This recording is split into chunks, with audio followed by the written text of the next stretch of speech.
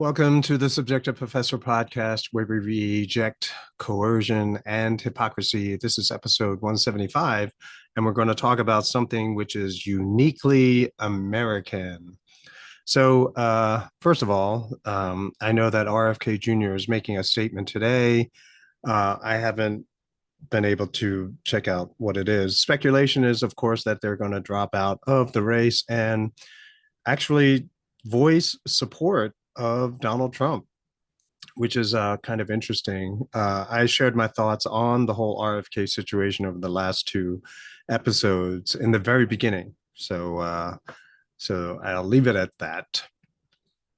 So there was something else I wanted to say I forgot. So we'll just go right into the episode today. An old friend of mine from grad school is visiting America.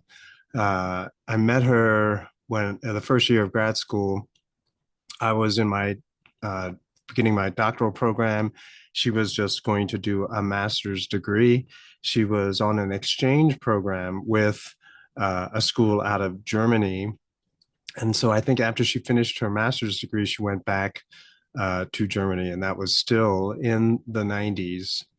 Anyway, I can't remember the last time I saw her. I know she came by once when she was working on her PhD in some sort of urban studies. I think it was about gentrification was kind of her focus.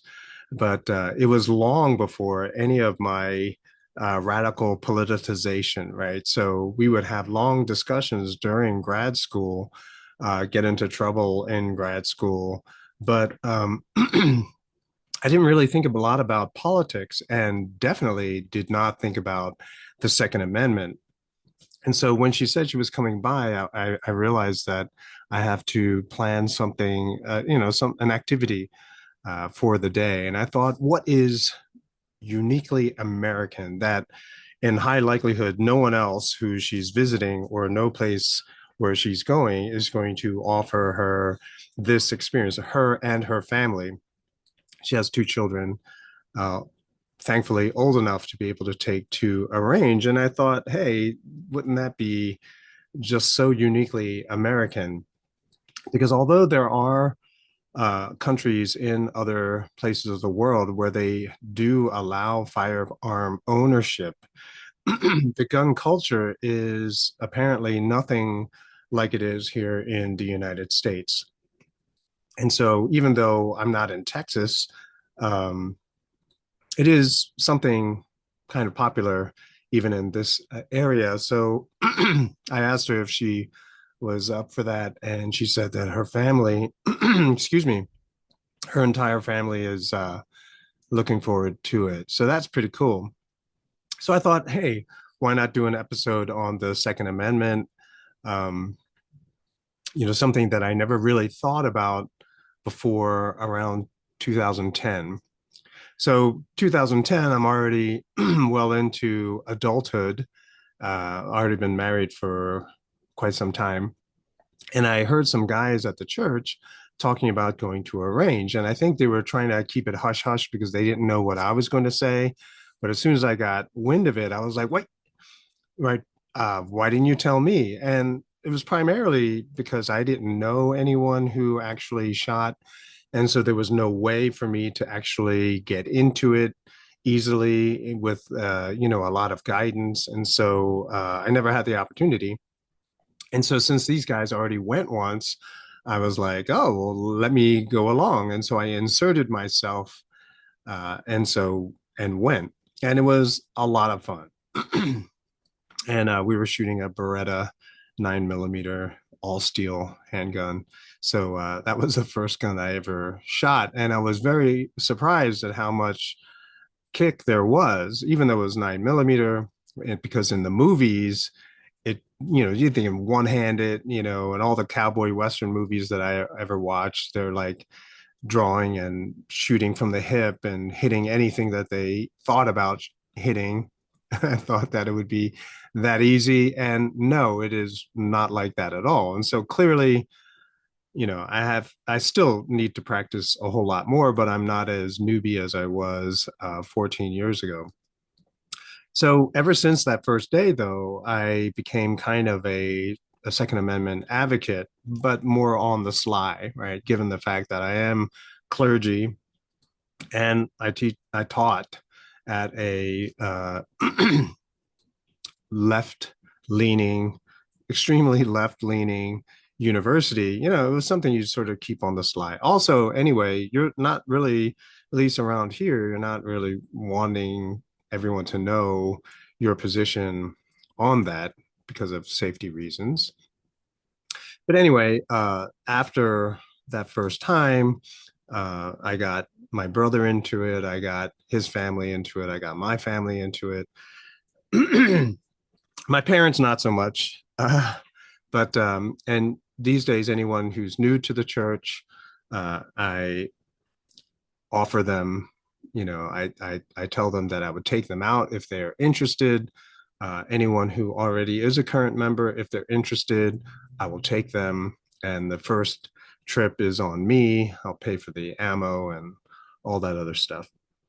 um, And so now that we're talking about the Second Amendment, I thought I'd look into a little bit of history. This is not comprehensive by any stretch of the imagination, but just sharing some subjective thoughts, some things that you might not have known about, my own position to sort of help you orient perhaps where your subjectivity may fit best. So, US history, of course, we got the American Revolution and the militia, right? So, the Minuteman, the guy who basically grabs the family gun and goes out to war. That pretty much is my understanding of it.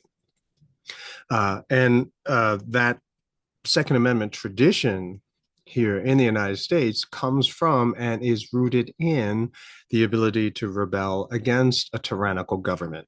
I hope it doesn't come to that again. But of course, I know that if the founding fathers were looking down upon us right now, they'd be wondering what is going on. But in any case, we also know that in the United States, it's not a secret that criminals prefer not to rob people who might be armed, right? Like if they knew, they would not. They would avoid the homes that have people in it in the first place, because you don't want to deal with the whole hostage situation. But they might be armed, and so you don't want to put yourself at risk that way. Interestingly, I studied race theory in grad school, right? And so my dissertation revolved around race dynamics, all that other kind of stuff. But there was very little about gun control in relation to race theory, which I thought in retrospect now is kind of weird, right? So it was only after I discovered stumbled on the free market that I began to read stuff about the relationship between race and gun control in the United States, right? So early gun control laws were to keep guns out of the hands of slaves, former slaves, and free blacks, right? Because you don't want to have rebellion against the local magistrate, right? This was pre-revolution era. And Bacon's Rebellion was one example of what would happen if you had a lot of angry poor people come at you. And so you don't want to have that kind of situation. And so you're going to disallow ownership. But hey, it was a dangerous time in pre-revolutionary America on the frontier. And so most people are more likely to be armed than not. But fast forward to the future, the Mulford Act in 1967, which was a gun control legislation in California in 1967, that was passed, and it was a prohibition of public carry of firearms without permit. Okay, that was the basics of the Mulford Act of 1967. Ronald Reagan was the governor, and he's the one that signed that piece of legislation into law. And that law primarily was targeting, no pun intended, was targeting Black Panthers who were patrolling Oakland neighborhoods, right? And so it's known as cop watching. These days, everyone is a cop watcher, right? Anyone with a video, with a camera, with a phone, they're going to be watching police. And some people, I know that there are police watch organizations and everything, but this would be an early form of it. And the reason why they need to do that, in case you didn't know, was because the civil rights movement was in full swing. And a lot of people in positions of authority were clamping down very, very ruthlessly on Black protesters. And so Black Panthers would serve as protection, as security for people who were victimized by people in positions of authority or even other citizens of the city. And so when it became known that this Mulford Act was about to be passed, the Black Panthers marched in California. They marched on the California state capitol, right? And so if you Google Black Panthers, California state capitol steps, you'll see pictures of them holding shotguns on the steps of the California state capitol building. Not an insurrection, right? It was a protest of the law, and it was not an insurrection, but that was probably more of an insurrection than the one from January 6th. Am I right? Anyway, so it was targeting Black Panthers, right? So clearly the relationship between gun control and targeted racism was very clear, right? Stephen Halbrook discusses gun registry in Germany prior to 1933.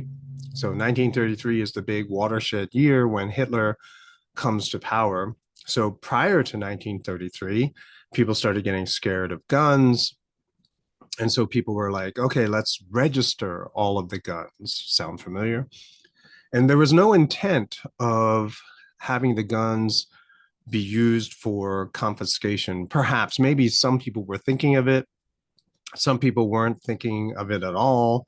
And some people were thinking more in terms of safety, right? So if a crime was committed, then they can track down the weapons really easily. But then when Hitler comes to power in 1933, some people tried to hide that gun registry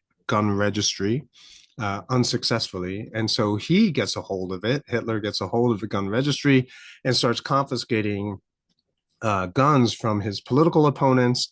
And then in 1938, he confiscates it from all the Jews. And you couldn't hide them, right? Because you registered all your firearms. And so they just came by and swept them up. And once they disarmed their target population, the persecution began, like the roundup began of Jews, imperfectly, of course. But nevertheless, a lot of them were, most of them, nearly all of them were sent to concentration camps and executed there. So there was, in America, there was historically, so basically to say that gun control in Germany happened because they wanted to get rid of certain parts of their population.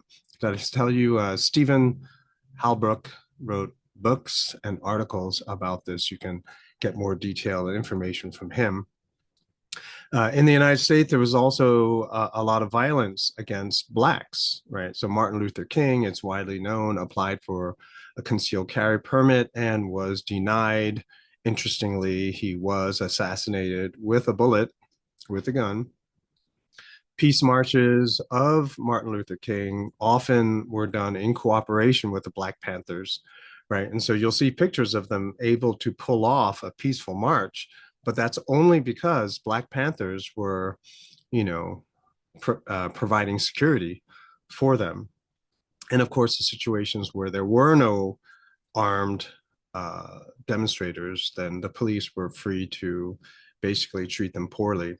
The 1960s, also, you saw Black Panthers aligning with Young Patriot, the YPO, the Young Patriot Organization, which are basically poor whites from the South who settled in, wait for it, Chicago. So you had Black Panthers organizing with Confederate flag waving Southerners to form the first Rainbow Coalition, right? It's kind of weird seeing all of these terms that are used, thrown around today, but of course have entirely different meaning. And if you recall the episodes I made on deconstruction, then you know how words are used, but the usage and the meaning changes over time.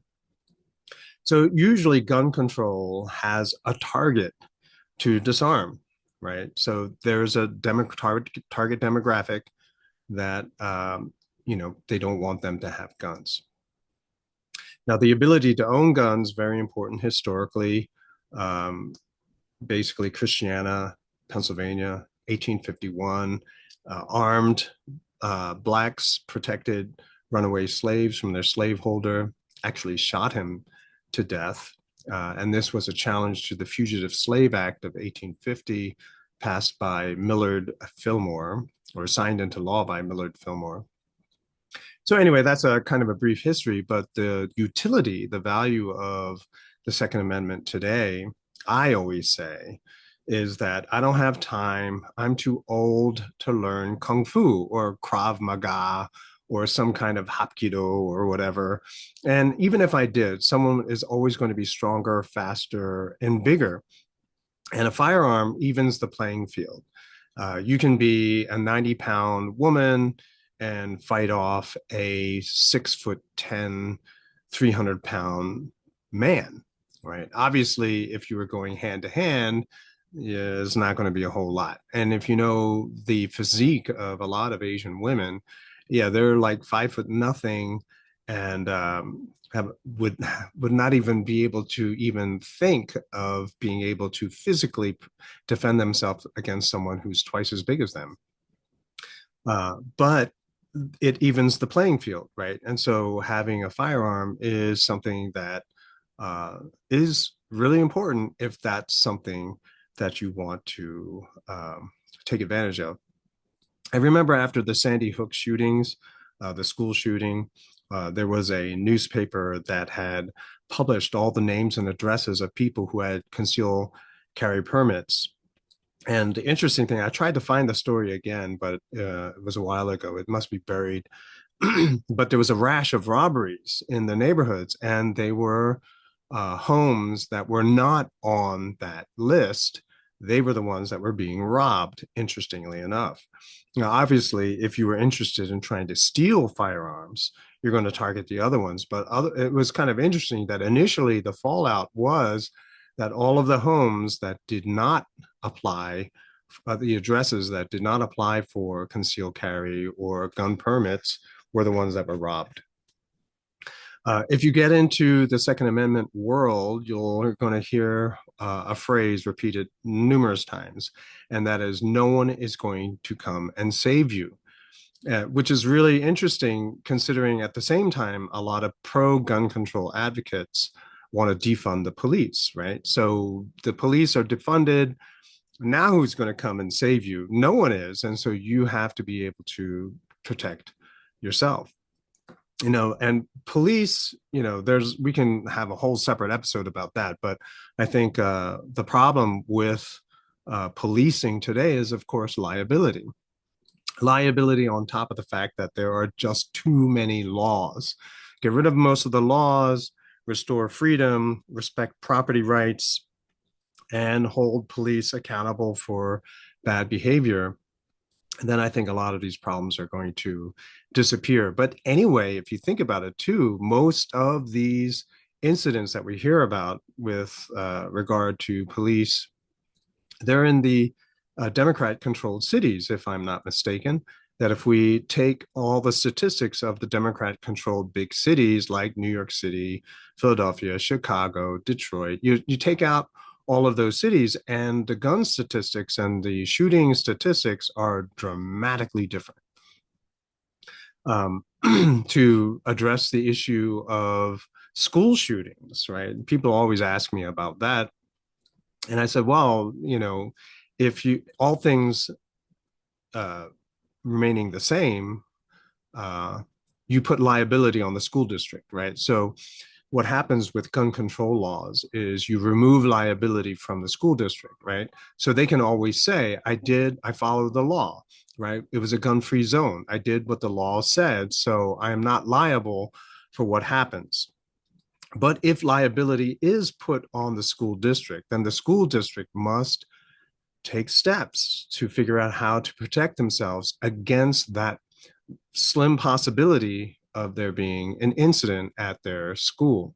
And so schools then would then have to creatively, innovatively come up with ways to protect themselves against that kind of incident. In other words, if you're the principal of a school and you're like, what's our plan?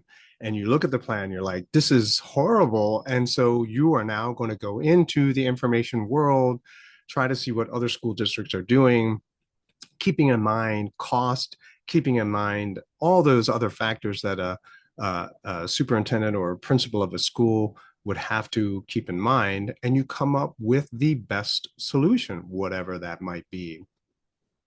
And I think that if you do that, schools would be, you would have see less of that, right? Even one of the recent school shootings, I remember seeing that the killer was at first going to attack one school, but it was the police or the security was too tight, and so opted to go to another school. So clearly, it does matter. It does have an effect.